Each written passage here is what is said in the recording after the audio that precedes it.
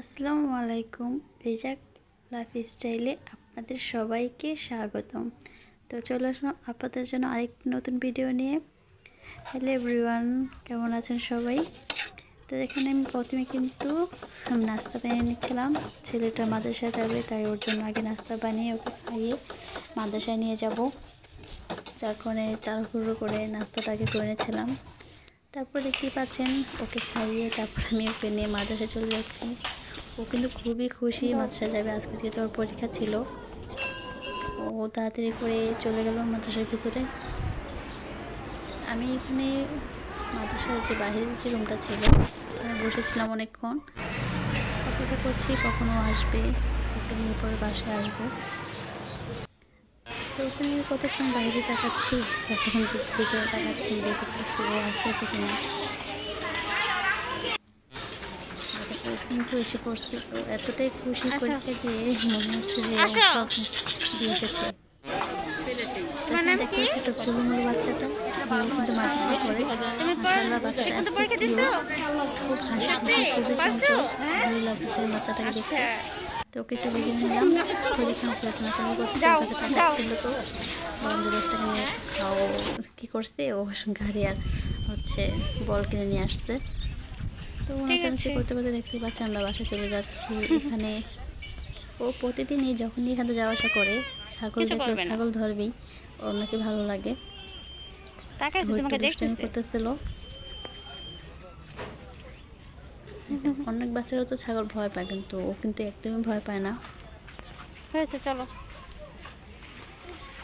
ও ওখানে চাচ্ছে যাতে ঘাস খাবে, কিন্তু ও ছাগলটা যখন এদিকে তাকাচ্ছে বলে আমার হাত খেয়ে ফেলবে।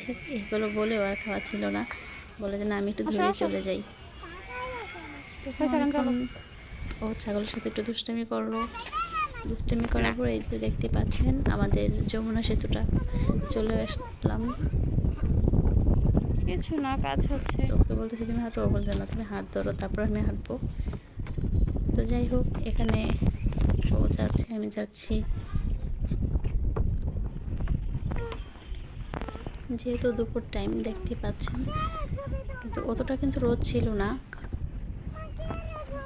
চারপাশগুলো কিন্তু দেখতে অনেক ভালো লাগতেছিল। ও হাঁটে তো হাঁটে না, মানে এরকম একটা অবস্থা যাবে না ওরকম করতেছিল। তো আস্তে আস্তে কিন্তু আমি বাসায় চলে আসলাম, কিন্তু এসে যে এটা দেখবো মানে আমি ভাবতেও পারি নাই।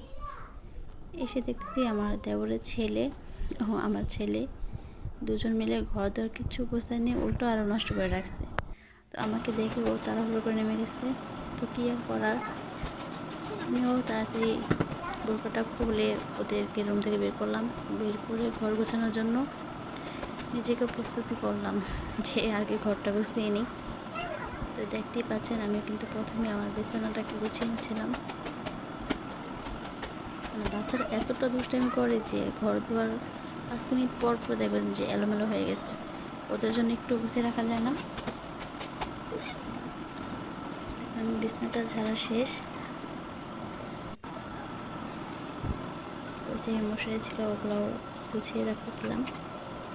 যেহেতু ছোটো ছেলেটাকে গোসল করে খাইয়ে আবার বড়টাকে নিয়ে স্কুল যেতে হবে, এই জন্য তাড়াহুড়ো করতেছি।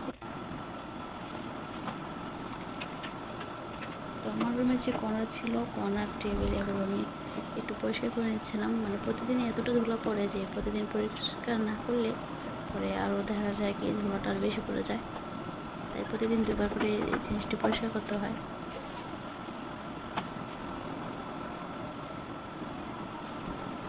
এখানে আমি টেবিলগুলো পরিষ্কার করে নিচ্ছিলাম।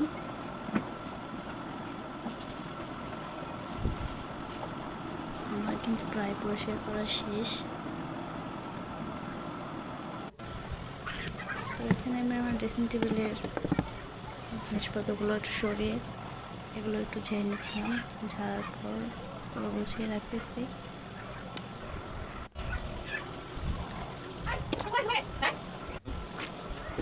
ব্যাগটা আমি এখানে রাখবো, কারণ আমার যেহেতু আবার বড়টাকে নিয়ে বের হতে হবে, এই জন্য আর ব্যাগটা অন্য জায়গায় রাখলাম না।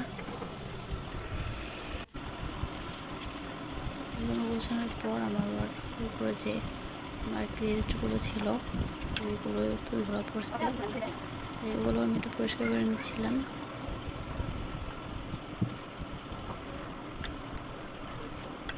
প্রত্যেকটা দিনে কিন্তু এগুলো পরিষ্কার করতে হয়, কারণ আমার জানার মধ্যে সবার বাসায় অনেকটাই ধুলা পড়ে। আর এই জিনিসগুলো তো আমরা যতই পরিষ্কার করেন না কেন ধুলাবালি থাকবেই। তো পরিষ্কার করার পর এই যে দেখতে পাচ্ছি আমি এখানে ঘরটা ঝাড়ু দিচ্ছিলাম। তো ঘরটা আমি এখানে ঝাড়ু দিয়ে নেব। ঝাড়ু দেওয়ার পর কিন্তু এই দেখতে পাচ্ছেন আমি রেডি হয়ে গেছি, আবারও বড় ছেলেকে নিয়ে স্কুলে যাব। তো দেখতেই পাচ্ছেন আমরা মা ছেলে রেডি হয়ে চলে গেলাম।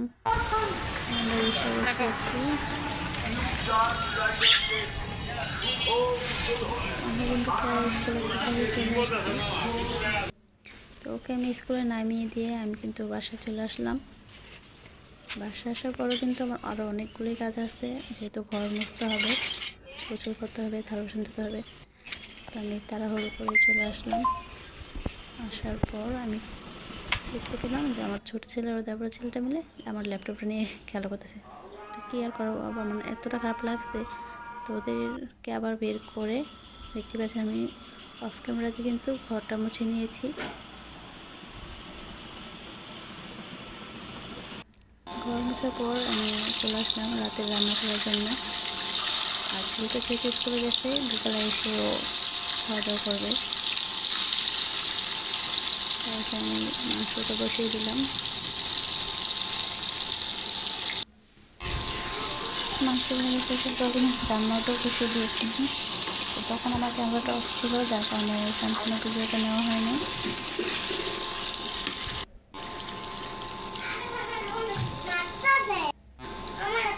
রান্না করেছি আর ছোটো ছোটো একটু পর আসতেছিল যে কী রান্না করতেছিল, কতক্ষণ লাগবে এগুলো বলতেছিল। আর মাংস পেলে প্রত্যেকটা বাচ্চাই খুব পছন্দ করে।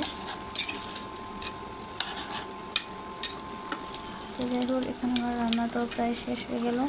তো এখন যে চুলার পরে থালা বাসনগুলো ছিল দেখতে পেয়েছেন কতগুলো থালা বাসন জমে গেছে। তো এগুলো আমি ধুয়ে নিতেছিলাম।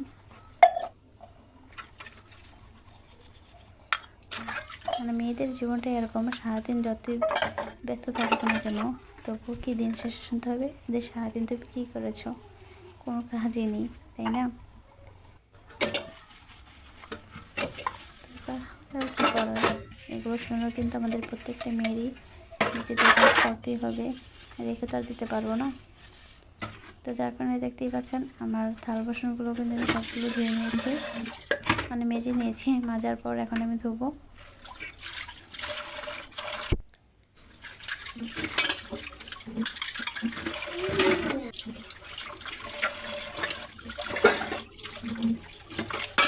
তো দেখতেই পাচ্ছেন আমি কিন্তু থালা বাসনগুলো ধুয়ে নিচ্ছিলাম। অনেকগুলো থালা বাসন হয়ে গেছিলো। তো থালা বাসনগুলো ধোয়ার পর আমি আমার হাউসটা, তারপর হচ্ছে চুলার উপর যেগুলো ছিল এগুলো সব মুছে পরিষ্কার করে নিয়েছি। পরিষ্কার করার পর আমার ছোটো ছেলেটাকে গোসল করে নিয়ে আসলাম। এখন ওকে আমি রেডি করিয়ে তারপর আবার বড় ছেলেকে আনতে যাবো। দেখতে পাচ্ছেন ও কিন্তু খুব দুষ্টামি করতেছিল প্রথমে, যে ও রেডি হবে না, ও যাবে। যাই হোক, ওকে আমি শান্ত করিয়ে রেডি করিয়ে তারপর ওকে বাসায় রেখে আমি কিন্তু আবারও রেডি হয়ে চলে যাবো। কিন্তু আমার ছেলেটাকে নিয়ে চলে আসলাম। দেখতেই পাচ্ছেন বিকালের ওয়েদারটা এত সুন্দর ছিল, এতটা ভালো লাগছিল বিকালের ওয়েদারটা। তো আপনারা যারা এতক্ষণ ধরে আমার ভিডিওটা দেখছেন সবাই আমার চ্যানেলটাকে প্লিজ লাইক, কমেন্ট এবং সাবস্ক্রাইব করে দেবেন।